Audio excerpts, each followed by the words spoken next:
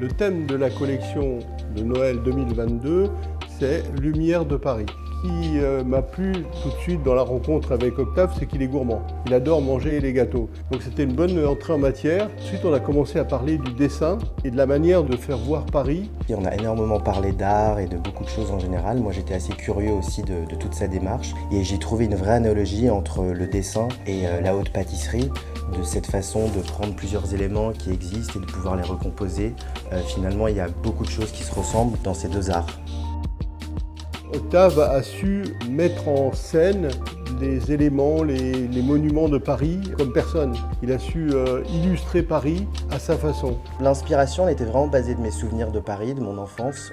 On a essayé de mélanger vraiment beaucoup de bâtiments, de monuments, aussi de quartiers. Il y a aussi bien des bâtiments de Strasbourg-Saint-Denis que justement l'Arc de Triomphe. Et on a utilisé énormément de perspectives et de points de fuite différentes pour faire une ville assez surréaliste. Dans cette bûche, il y a à la fois du chocolat, du caramel et du riz soufflé caramélisé. Quand on goûte, tout d'abord, on perçoit le goût du chocolat. Ensuite, on arrive dans la douceur, l'onctuosité du caramel et le croustillant, croquant, craquant du riz soufflé caramélisé. Donc on a des combinaisons de textures et de goûts qui sont inédites. Dans la bûche d'exception, le pont, lui, en fait, c'est une immense tablette de chocolat qui est fourrée avec un praliné au riz soufflé caramélisé. Dans cette bûche aussi, il y a une multitude de détails. À la fois la bûche qui reprend le thème des bâtiments haussmanniens, on va jusqu'aux petites lampadaires, dans tous les détails du pont et une très belle représentation de Paris.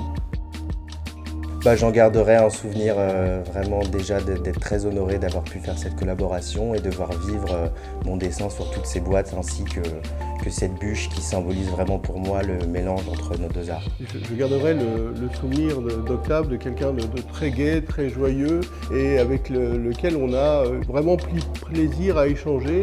Il est allé même jusqu'à se tatouer le logo de la maison Pierre Hermé sur le bras.